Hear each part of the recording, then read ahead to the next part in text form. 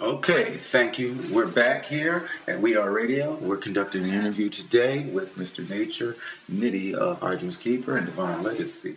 Peace, brother. How are you? Well, bro, I got to say I'm blessed. Blessed to be here. Grateful to be here.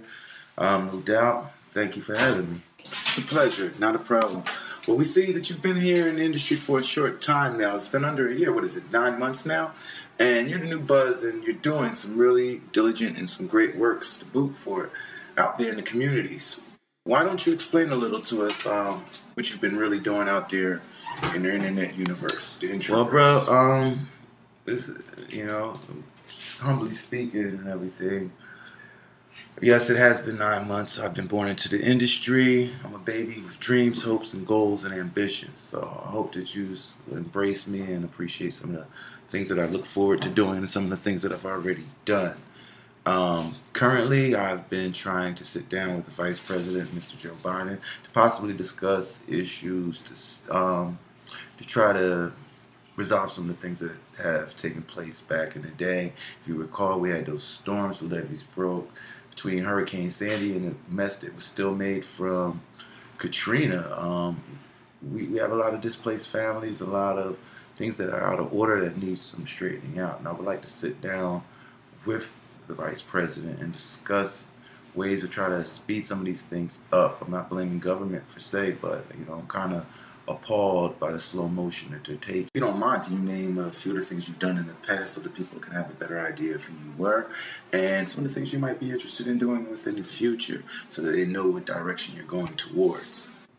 Well, my past contributions would have to be the blood, sweat, and tears I've put into branding a label and making a name become a hallmark, a resource for job and education.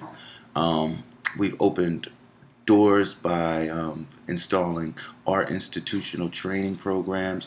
We've become a light where, there was once darkness.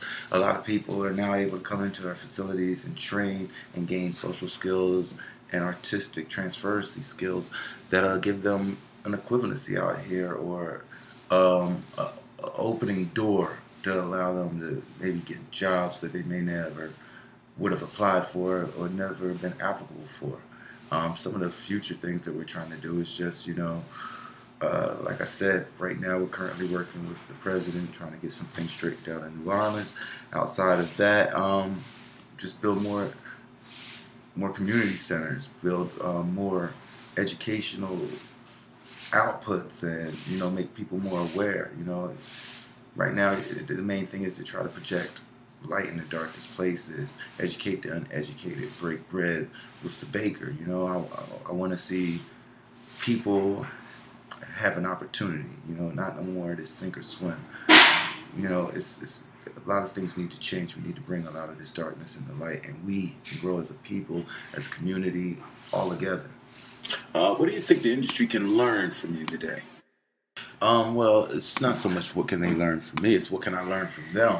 After studying and seeing the industry and the mainstream of it and how it acts and treats the artists and the people of the world, I think that with all the knowledge they have of our cognitive learning styles and patterns of choice, that it's more or less what can all of us offer to the industry to learn. What we wind up teaching them is what we like and what we don't like.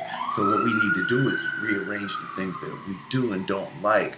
If we keep sending images out there that we want to see big booties and videos, and we want to see nonsense and violence, then that's what they're going to think that we want. And so that's what they're going to try to market to us and brand to us. So let's change our way of thinking into positive things, educational things, things that bring back or ground us, or level us, teach us right, opposed to wrong. So if we can try to arrange that, I think by the message that I deliver and give to the world, I hope that's what the industry takes from me. I hope that's what they grab and say, look, this is what we want to give to the world. Describe the most meaningful conflict that you may have had and how you went about resolving it. Well, I would have to say the most meaningful conflict would be the one we wrestle with within ourselves every day, like just conflict within ourselves, and when you're including others in conflict with them. When the original foundation was just a thought and saved on paper via pen. I took it serious, but at the same time, I was the first one to second guess its true potential and what it could really become if it took off. By being the first to doubt my own greatness, I was showing a total disrespect to my upbringing and to my roots. Once I understood self and how to cope with conflict, I began to manage it in an accommodating way to provide a win-win factor for all parties that were involved in all things that I actually touch in life now. So from this point on, I don't waste idle time or mind by not knowing how to resolve my own conflicts. I look at the situation. If it needs compassion, I give it compassion. If it needs aggression, I give it aggression.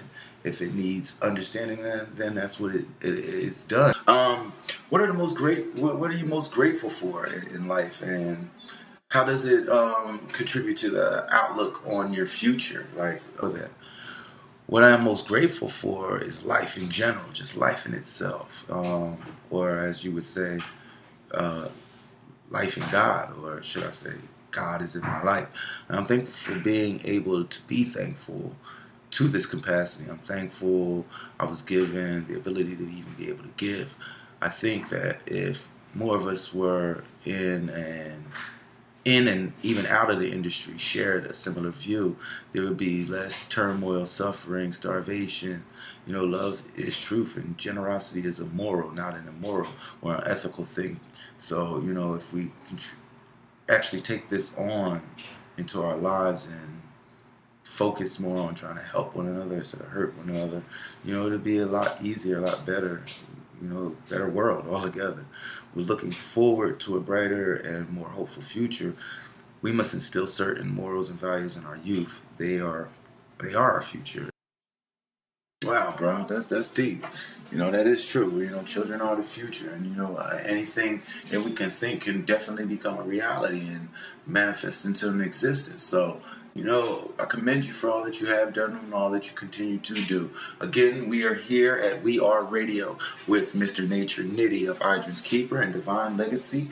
Right now, we're going to go to a few soundtracks by this brother, and we'll get back to you in a little while. Thank you again for tuning in to We Are Radio.